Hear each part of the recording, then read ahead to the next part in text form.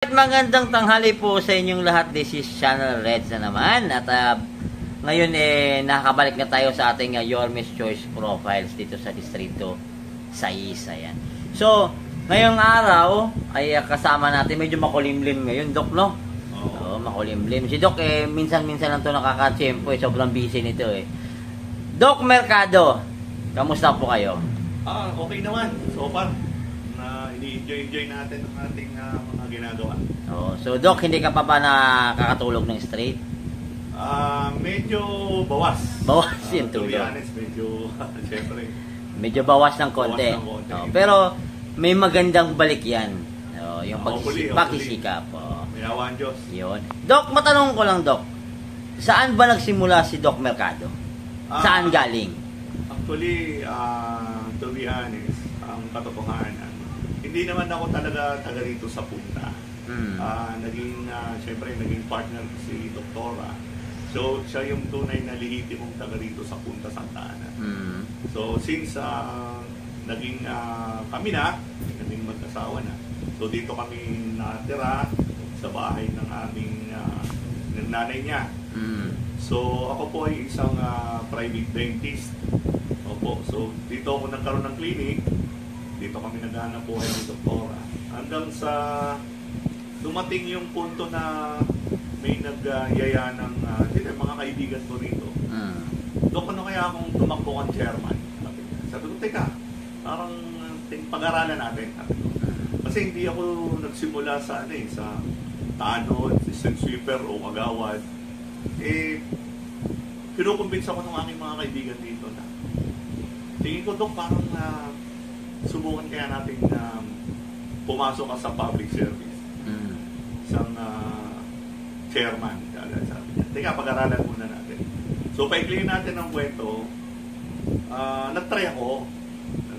Tumakbo akong chairman dito sa amin. Barangay 900. So, unang laban ko, hindi ako nanalo. Pare. So, first try? Oo. Try ako nung una. So, hindi ako nanalo. So, hindi ako nawala ng pag-asa. Nagtuloy-tuloy ako ng pangipagkaibigan, pagtulong, kapwa dito sa aming barangay. Hanggang sa tumakbo ang araw, dumating na naman yung eleksyon. Nag-try ulit ako. So, plano na yon? Plano na yun. Talagang naka-planted na yun. Kasi siyempre, nasubukan na nung una eh. So, yun nga, dumating na ulit yung labanan ulit sa pagiging isang chairman. Lumaban ulit ako. Ayun, pinagbigyan si Doc Mercado na maging isang chairman. Nanalo ako rito sa Punta, dito sa Barangay 900. At doon, nung makuha na natin, pinabuti naman ang inyong lingkod. Siyempre, talagang ginawa kong lahat yung pagsiservisyo, yung pakikipagkaibigan at pagtulong sa aking mga mamamayan, lalong-lalo na dito sa aking barangay. At doon naman, nahirapan na yung mga kalaban ko.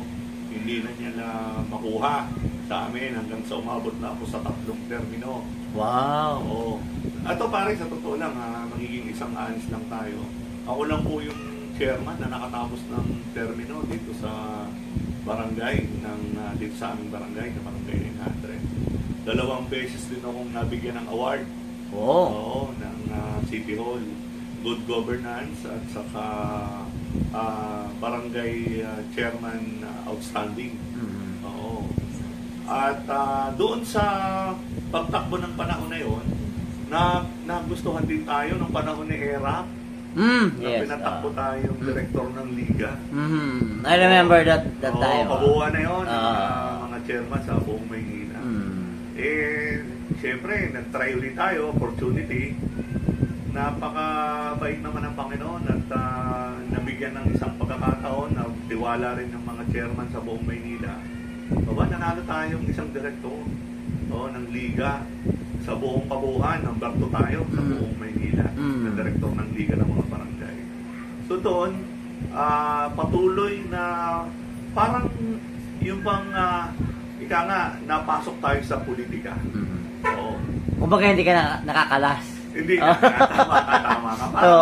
parang hindi, yung bang pumasok ka na ng pumasok ng buong-buo na para bang hindi ka na makawala o hindi ka na nakakalas. Pero dumating ba sa punto, Doc, na nagkaroon ka rin ng time na mag-isip sa sarili na pahinga muna ako? Minsan kasi alam mo pare, ang paglilingkod, meron din isang hangganan yan, siyempre. Yung bang tinatawag na hangganan, yung kakayahan mo. Kasi siyempre, limited na naman din. Hindi naman ikaw napakalaking politician o isang malaking posisyon. May limitahe yung iyong paglilingkod. So, minsan, up and down din. Yung, minsan, di ba, nakakapagod din naman eh. Siyempre, totoo. Tao lang naman eh. Di ba, tao lang tayo. Nakakapagod minsan. Gusto mong mag-rest, magpahinga, or tama na muna. Pero, may calling eh. Oo, parang hindi mo na rin mabitawan o hindi mo maiwasan na yung tao napipino, gusto ka eh. Hinahanap ka. O hinahanap ka eh. So, yun no yung nakapagpalakas ng loob na parang teka, kaya ko rin naman pumasok sa mas higher. Kaya angat-angat pa natin sa magiging isang konsehan. Diba? So, kung tayo ay nakapaglingkod sa ating barangay ng isang maayos at umabot tayo, actually umabot tayo ng 13 years sa purong barangay kasi nag-extend eh. So sa pag-extend, supposed to be... Talo ba yung mayor Opo. Supposed to be dapat 9 years lang kasi tatlong term. Nag-extend ng year, umabot ng 30. So naka 5 years din akong director ng Liga. So kasi pa-last term ako nung naging director, alam naman natin ang guidelines naman ng isang director kapag ikaw hindi na chairman, automatically hindi ka na director kasi sa chairman lang ang kukuhanin niya. Lumabot din ako ng 5 years. Ito, to be honest din, second try ko na rin ito sa pagiging isang konsehan. Kasi tumakbo din ako last time, 2021. Oo, last election ng Dongan. Nag-try na rin ako under naman noon na panahon ni BBM at ni Alex Lopez. So doon, ito, maging real talk lang tayo. Ang isang talo, siyempre, hindi naman pwedeng sabihin na ikaw yung masaya at ikaw yung natalo. Diba? Siyempre, malungkot. Pero doon sa pagiging talo, tinanggap ko rin yan bilang isang kabaguhan o hindi naman ako galing sa malaking pangalan ng politika o politiko. Siyempre, ganun, nakapa tayo, gumawa tayo ng paraan para makilala. Pero yung eagerness? Talagang doon. Doon yung pagpupursige na eager mo talagang manalo or yung bang ma-extend ko yung aking paglilingkod hindi lamang sa barangay kundi sa buong ating distrito. Itong aking barangay, pangalawa rin sa pinakamalaking barangay. Opo. So, kung may extend natin at may yung kabuuan ng 6 na distrito, tingin ko naman kaya ko maglingkod at kaya ko rin makipagsabayan sa ating mga konsehal o pagiging isang konsehal. Alam mo, hindi madali ang konsehal. At ang tunay namang function ng konsehal ang magpalangkas, mag-repeal o magpasa ng mga ordinansa at mga resolusyon para sa ating distrito at hindi lang sa aming distrito sa 6, kundi sa buong kabuuan ng Maynila. Oo, kung ano yung makakabuti, makakatulong na batas, ordinansa sa atin dito sa Maynila. Yan naman po ang tunay na function ng ating konsehal, ng mga konsehal. Which is yan naman kaya din natin kapag yan naman, siyempre bilang bago, mapapag-aralan naman yan. At kapag ikaw ay nado na, siyempre, kailangan mong mag-aral. So, Doc, ito na yung goal sa ngayon? Opo, yan po ang goal natin na pag may awa Diyos at tayo mapagbibigyan, na pagtiwalaan, ang goal natin talaga, siyempre, maglingkod sa ating mga mamamayan, sa ating distrito, at sa buong Maynila. Opo. Actually, ako po ay very proud at ako'y nakasama sa Your Miss Choice. Opo. Siyempre, knowing naman natin kung gano'n galing ng ating babalik na mayor, si Yorme. Nakaka-inspire. Opo, nakaka-encourage at yung bang nabubus yung moral mo na talagang magsipag ka, talagang magpursige ka dahil nakakita nakakatuwa at nakakasarap mong kasama ni Yorme. So, hopefully, na makasama natin hanggang sa dulo, hanggang sa tayo makapasok at makasama nating maglingkod sa ating distrito at sa buong Maynila. Talaga hong pag may hawaan Diyos, sana maibigay. Tayo po'y maglilingkod ng tapat, may malasakit, at ako po'y magpapasakot ng buo kay Yorme, kay Vice Chief, kay Kong Joey Oy, at sa buong Yorme's Choice, makikipagtulungan tayo, kaisa tayo ng buo para sa kabuuan at paglilingkod ng ating distrito at sa buong Maynila. So, Doc, ano ang kwento? Ito, minsan-minsan natin matatanong to. Doc, ano bang kwento bakit naging Yorme's Choice tayo? Ang katotohanan po talaga, hindi naman ako dati Yorme. Kasi dati ako kay Mayor Era. So, pero ito totoo lang to Magiging real talk tayo. Noong 2010 election na tayo, nagustuhan na tayo ni Yorme. Tumakbo po siya. To be honest, pinuntahan nga ako dito ni Konsehal Joey para kinukonvince ako na yun nga sumama sa Sexo Manileño nung time na yun. Nung time na yun naman kasi... Pero ano pa yun? Okay pa yun? Okay pa. Okay pa. Wala pang gera yun? May pagera na. Pagera na? Mabubuo na ulit. Nalaban na nun. So, nag-iipon na pala ng mga ano yun? Oo, ng mga sundalo. Yung mga konsihan. Yung panahon ni Yorme at saka panahon ni Era. Noon. Katatapos ko lang muna ng eleksyon ng Liga. Okay. Kung gano'n naman ang tulong sa amin ni Mayor Era, parang hindi ko naman siya maiwan. Siyempre, andun yung... Andun yung utak na loob. Matik yun. Kasi alam mo kahit ang politika, tinatawag po natin minsan walang utang na loob. Bilang isang Pilipino, alam mo naman ang Pilipino, talaga yung utang na loob, hindi nawawala. Nasa ano yan? Nasa puso yan. Nasa dugo na yan. Oo, isang Pilipino. So, tumanaw ako ng utang na loob kay Mayor Erap noon. So, hindi ako pumayag. Magiging honest tayo. Hindi ako nakuha ni Jovet para kay Yorme ng time na yun. Kasi nga nagkaroon ako ng utang na loob kay Erap. So, hindi ako tumakbo. So, paikli natin ang kwento. Alam mo, nung maging courtesy call na nung manalo na si Yorme. Nagkaroon ng courtesy call sa mga director ng Liga. Yes. So, nagpunta kami sa opisina ni Yorme. Alam mo, sabi sa akin, ito totoo ito ba? Tinapik ako ni Yorme. Dok, sabi ko sa'yo, kung sumama ka sa akin noon pa, sana kusyal ka na. Sinabi sa akin ni Yorme yun. So, ano po sa pakiramdam? Ito magiging honest lang din bilang isang tao lamang. Nanghinayang din. Kaya lang nanaig sa akin yung puso yung utak na loob. So hindi pa siguro right time. Yan, maaari pa dumating po yung time. kayo. Hindi pa yun ang right time para kami magsama niyo. Pero yung balik tayo sa tanong mo pare kung bakit ako napupunta kayo. Yes. Ang to be honest hindi naman kasi agad ako naniwala na babalik si Yorme. Di ba? I think walang plano eh. Di ba parang kahit naman sino hindi akalain na babalik at maglalaban yung dalawa. Di ba? So, ako noon, hindi pa ako naghahanap ng grupo. Although, hanggang sa tumating yung time na may mga kwento-kwento, babalik si Yorme. Nag-apply ako kay Joel pa. Okay. Kasama yung mga kaibigan natin. Parang gusto ko yung word nag-apply. Opo, nag-apply. Totoo po yun nag-apply. Yung kasama ko yung mga nagpupush yung mga kaibigan natin chairman, yung mga kaibigan na malapit kay Yorme at malapit kay Luciel Joel. So yung mga yan ang mga nagpupush sa akin. Hanggang sa tumating na yung magbubuo na.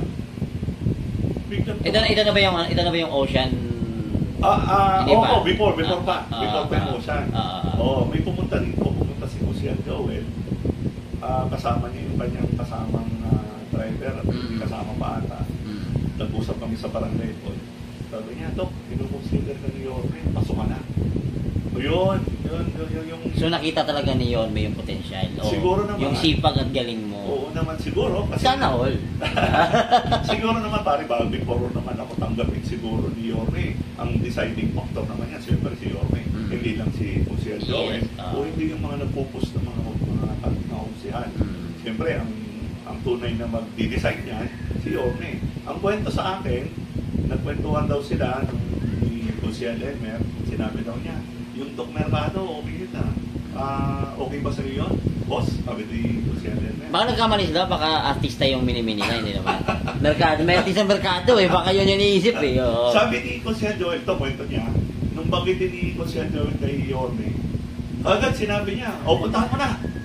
Pasok na yan. O gano'n kabilis? Yung gano'n kabilis pare. Ang kwento sa akin ni Kuya Elmer, 11 ng gabi, sa, I think parang dito yata, somewhere dito sa Glorieta, or sa Green Hill. Basta somewhere, doon sila nag-usap. Nung sinabi ni Yorme na, puntahan mo na si Doc Mercado, pasok na yan. O, pagkatapos sila, pinuntahan na kagad dito si Joel. Ayun, sabi niya, Doc, pasok ka na. Talagang bilis-kilis talaga si Yorme, no? Oo, pasok agad, oh. Ang alam ko, kung hindi ako nagkakamali, pangalawa ako sa pinasok eh. So, si Kuya Elmer, then ako. Tapos dumating na yung time ng Ocean. Yes. Ayun, nadagdagan kami. Si Chairman Kid, nandun na, di ba? Hindi, ang alam ko, ang pumasok na pangatlo, nung makonsider na si Kong Joey, yes. kasi kasama si Kong Christian. So, nagtatlo na kami. Tapos nung Ocean, dumating si Kong Lou.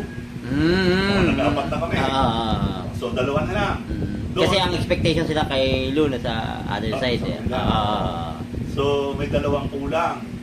Hanggang sa naman, yung kwento naman yung birthday ni Kong Paloy, na-consider natin Kong Volter. At yung huli, yun na, si Kong Sergi.